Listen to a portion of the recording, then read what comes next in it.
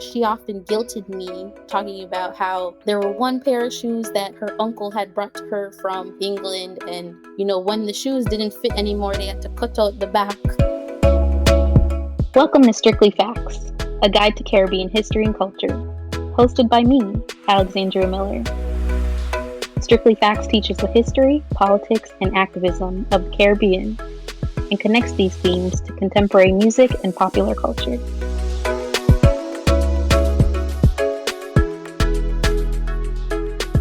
Wagwan, sa passe, que pasa, bonjour, and welcome to another episode of Strictly Facts, a guide to Caribbean history and culture.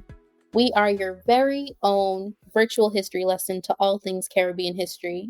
My name is Alexandria Miller, and I am so excited to be your host. Today's topic is inspired by none other than my family, and that is the Caribbean oral history tradition.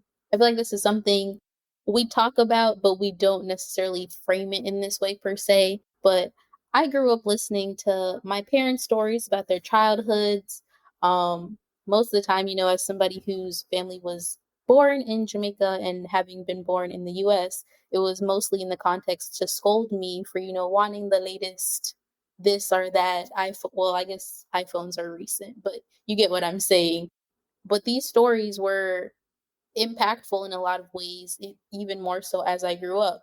So the stories of how far our parents may have walked to school, or the number of shoes that they didn't have, or the shoes that they may have shared with siblings. As a kid, I rolled my eyes at some of those lessons, but it wasn't until much later that I realized how essential these stories are to my family's generational history and, my own history, who I am and who I'm becoming.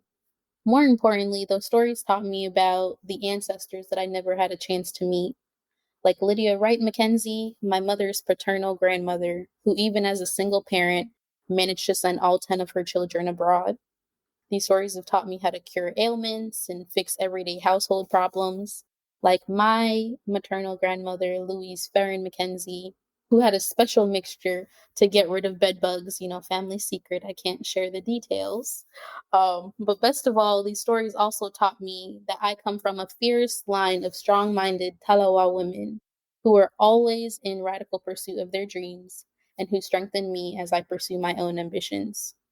To give some background on the oral storytelling tradition, they are popular across the African diaspora, but here on Strictly Facts, we're focused on the Caribbean. Oral histories are just what they sound like. They can be personal stories told orally, that are, maybe originally start as first-hand accounts, but then they're also passed down from generation to generation.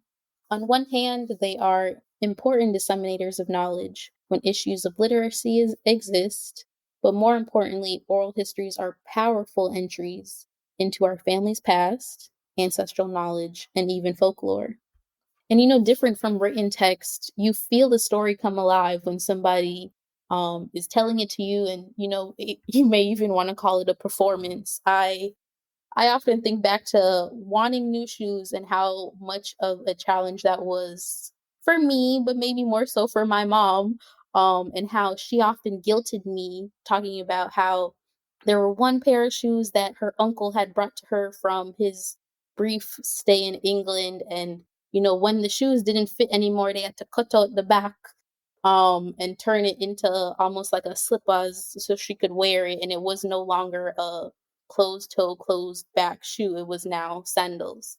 But that those things don't get come across the same way when you read them. It's more powerful when through this oral storytelling tradition. And so, saying that being said, think back to your favorite story passed down through generations, and feel free to send us a message on SpeakPipe. So you can go to strictlyfactspod.com, click the button to send a SpeakPipe message, and it's just like sending a voicemail. And you can share your own family stories with us.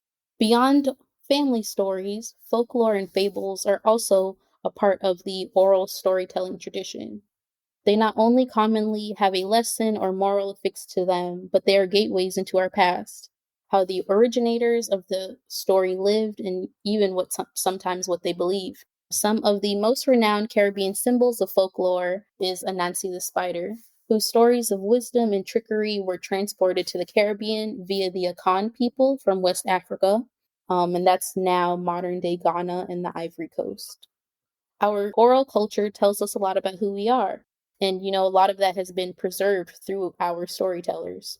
Like Jamaica's own Louise Bennett Coverley, affectionately known as Miss Lou. She memorialized our folklore and the existences of everyday Jamaicans in her writing and performances.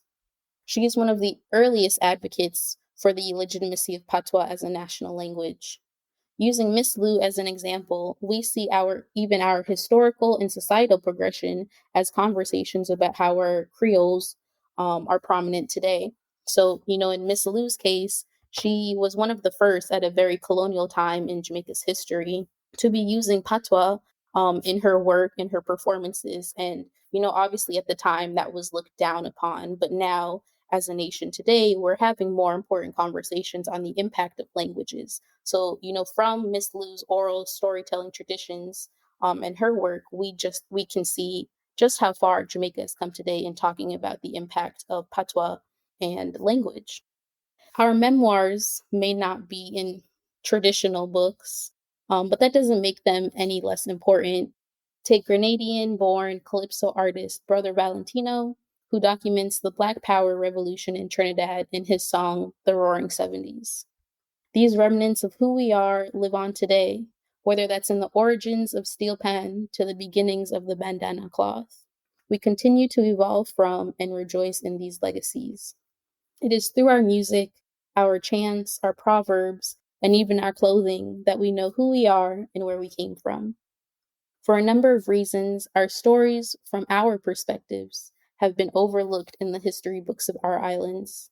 Instead, they show up in these stories, in the secret family recipes, in our music, and even in our names. We are the archives and the textbooks we've been waiting for. I say all this to lead you to understand my why for creating Strictly Facts. Many of us have heard these stories before, but as our relatives age and as some academic works become more and more inaccessible, we continue to collect and pass down these stories, especially in the world we live in today. So think of Strictly Facts as a combination of sitting on your granny's veranda, reading your history textbook, and holding a vibe to the depths of our rich Caribbean culture. We are just getting started. Give thanks. You can find more information about the number of people we talked about in this episode via our syllabus on our website. Make sure you follow us on all social media platforms. We are Strictly Facts Pod on Instagram and Facebook, and Strictly Facts PD on Twitter.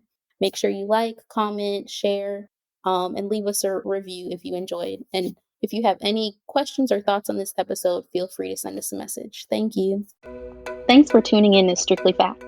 Visit strictlyfactspodcast.com for more information from each episode. Follow us on Strictly Facts Pod on Instagram and Facebook, and Strictly Facts PD on Twitter.